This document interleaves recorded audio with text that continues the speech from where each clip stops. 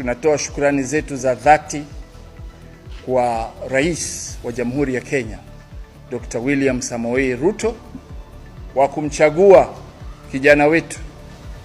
Ni jambo au ni tukio la kihistoria kwamba kabila dogo la Wavumba limeweza kutambulika katika ngazi za kitaifa. La kwanza tunalolifurahia ni kwamba amechagua mtu ambaye hana madoa, mtenda kazi.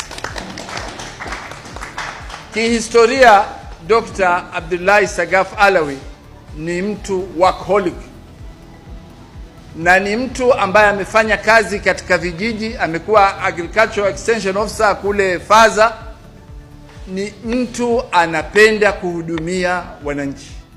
Kwa hiyo wakati alipomchagua mtoto wetu Abdullahi Sagaf Alawi kwamba yeye ndiye Commissioner of Land wa Kenya nzima, hakika tumekuwa na furaha kubwa sana, na pia tumeyakinisha kwamba mtukufu rais ana maneno na ana vitendo.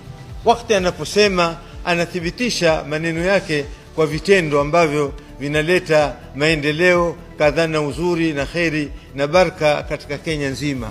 Sisi watu wa Vanga walikuwa tuna magumu tunaopitia kuhusu masuala na mashamba, lakini kwa yeye kuwepo kwenye huu uongozi, nina imani atatusaidia na tutashukuru kwa kila hatua.